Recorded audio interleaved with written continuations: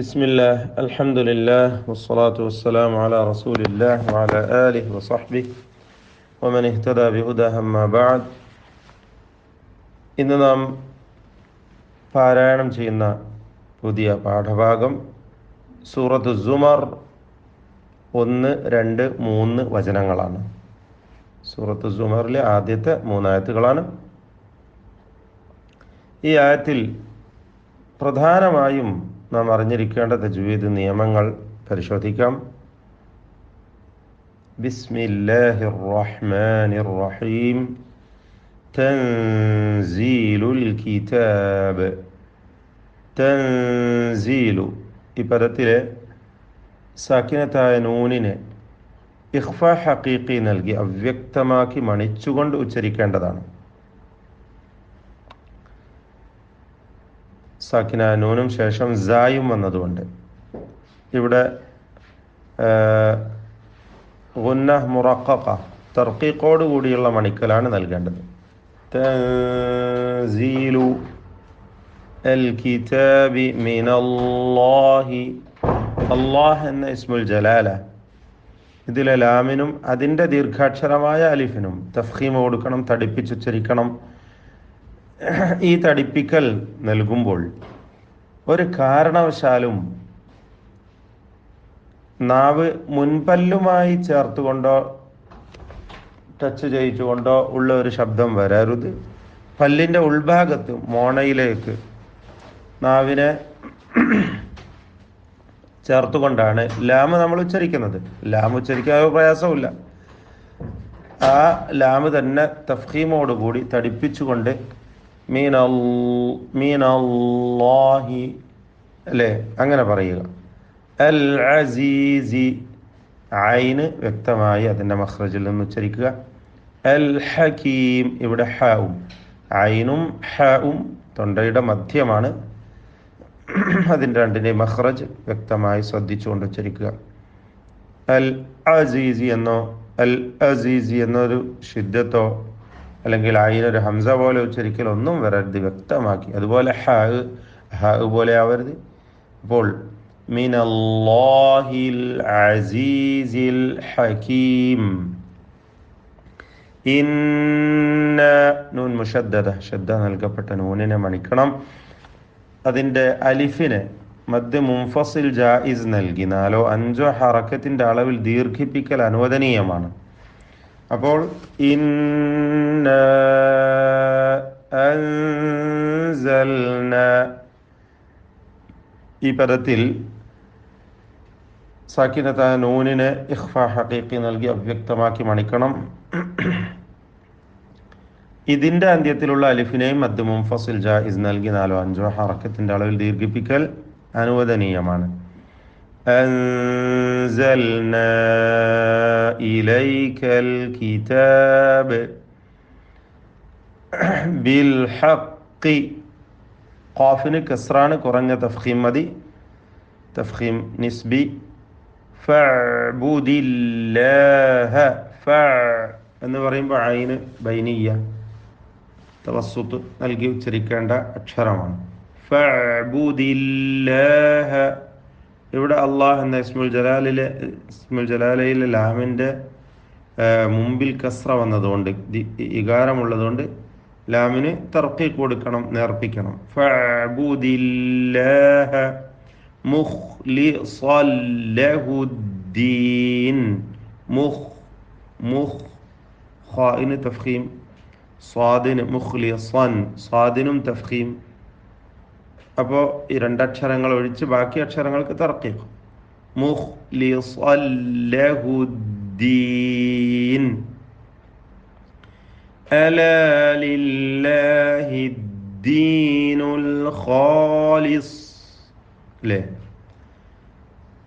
അൽ ഖാ എന്ന് പറയുമ്പോൾ ഖാഇനും അതിൻ്റെ അലിഫിനും ദീർഘാക്ഷരമായ അലിഫിനും തഫ്ഖീമാണ്, തടിപ്പിച്ച് ഉച്ചരിക്കുക, പെരുപ്പിക്കുക. സ്വാദിനും തഫ്ഖീം വരുന്നു. അൽ ഖാലിസ്. വല്ലദീന ഇത്തഖദു, ഖാഇന് തഫ്ഖീം, പൂർണ്ണമായ തഫ്ഖീം, ഫത്ഹ ആയതുകൊണ്ട്. മിൻ ദൂനിഹി എന്നതിലെ ദീർഘം മദ്ദുസ്സിലത്തിൽ കുബ്ര എന്ന ദീർഘമാണ്. മദ് മുൻഫസിൽ ജായിസിന്റെ വിധിയാണ് അതിനുള്ളത്. 4-5 ഹറക്കത്തിന്റെ അളവിൽ ദീർഘിപ്പിക്കൽ അനുവദനീയമാണ്. ഔലിയാ അവിടെ മദ് മുത്തസിൽ വാജിബ് നൽകി 4-5 ഹറക്കത്തിന്റെ അളവിൽ ദീർഘിപ്പിക്കൽ നിർബന്ധമാണ്. അലിഫും ശേഷം ഹംസയും ഒറ്റ പദത്തിലായി ചേർന്ന് വന്നതാണ്. അതിനുള്ള കാരണം പല കാരണവശാലും അവിടെ വഖഫ് ചെയ്യുകയാണെങ്കിൽ ആ ദീർഘം നിർബന്ധമാണ്. എന്നാൽ ആ ദീർഘത്തെ 6 ഹറക്കത്തിന്റെ അളവ് വരെ ഇഷ്ബാഅ് ചെയ്യൽ അനുവദനീയമാണ്. മാ നഅ്ബുദുഹും ഐന് ശ്രദ്ധിക്കണം. അന്ത്യത്തിൽ വന്ന പദത്തിന്റെ അന്ത്യത്തിലുള്ള സാക്കിനത്തായ മീം ഇൽഹാർ ഷഫവി നൽകി മണിക്കാതെ വെളിവാക്കണം. മാ നഅ്ബുദുഹും ഇല്ലാ ലിയുഖർരിബൂന ഖാഫ് തഫ്ഖീം ചെയ്ത് തടിപ്പിച്ചുച്ചരിക്കേണ്ട അക്ഷരമാണ്. ലിയുഖർരിബൂന ഇലല്ലാഹ് ഈ പദത്തിൽ വരുന്ന അലിഫിനെ മദ് മുൻഫസിൽ ജായിസ് നൽകി ദീർഘിപ്പിക്കൽ അനുവദനീയമാണ്. 4-5 ഹറക്കത്തിന്റെ അളവിൽ. സുൽഫ ഈ പദത്തിലെ അലിഫിനെയും അപ്രകാരം തന്നെ മുൻഫസിൽ ജായിസ് നൽകി ദീർഘിപ്പിക്കാം. അപ്പോൾ ലിയുഖർരിബൂന ഇലല്ലാഹി സുൽഫ ഇന്ന എന്ന് ചേർത്തോതുകയാണെങ്കിൽ, എന്നാൽ സുൽഫ എന്ന് പറഞ്ഞ് നിർത്തുകയാണെങ്കിൽ ഒരു കാരണവശാലും അങ്ങനെ കൂടുതൽ ദീർഘിപ്പിക്കരുത്. 2 ഹറക്കത്തിന്റെ അളവിൽ ഖസ്ർ ചെയ്യേണ്ടതാണ്. തബീഇയായ ദീർഘം മാത്രം നൽകി അവിടെ നിർത്തണം. നിർത്തലിൽ വഖഫിൽ മുൻഫസിലായ ദീർഘം ഉണ്ടാവുകയില്ല.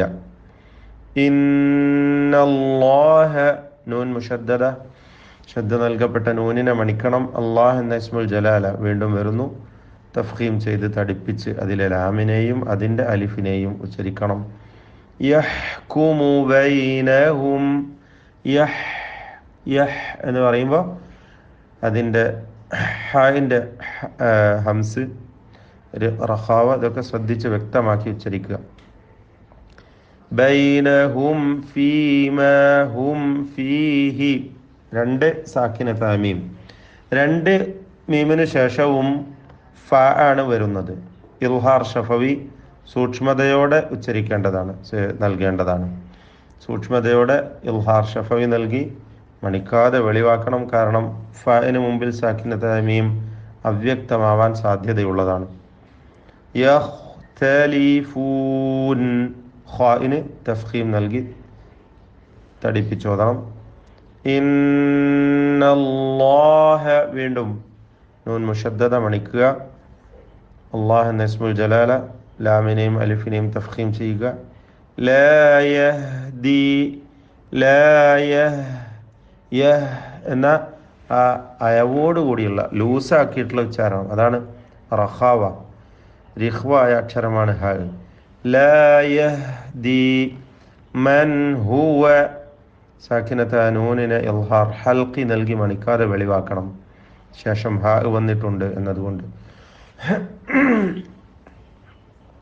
കാദിബുൻ കഫാർ കാദിബുൻ ഈ പദത്തിലെ തൻവീനിനെ ഇഖ്ഫ ചെയ്ത് അവ്യക്തമാക്കി മണിച്ചുകൊണ്ട് ഓതണം. ഇഖ്ഫ ഹഖീഖി. കാദിബുൻ കഫാർ അന്ത്യത്തിലുള്ള റായിന് തഫ്ഖീം നൽകി തടിപ്പിച്ച് ഉച്ചരിക്കേണ്ടതാകുന്നു. ബാറക്കല്ലാഹു ഫീക്കും. أعوذ بالله من الشيطان الرجيم. بسم الله الرحمن الرحيم. تنزيل الكتاب من الله العزيز الحكيم. إنا أنزلنا إليك الكتاب بالحق فاعبد الله مخلصا له الدين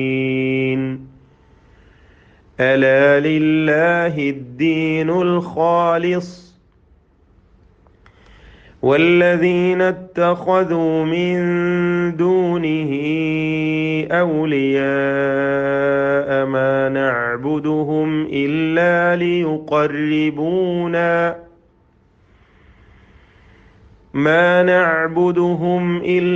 ليقربونا إلى الله زلفى إن الله يحكم بينهم فيما هم فيه يختلفون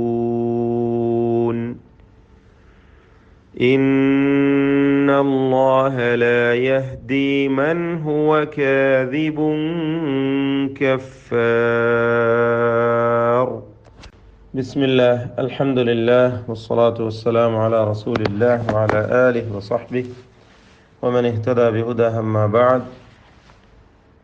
ഇന്ന് നാം പാരായണം ചെയ്യുന്ന പുതിയ പാഠഭാഗം സൂറത്ത് സുമർ 1, 2, 3 വചനങ്ങളാണ്.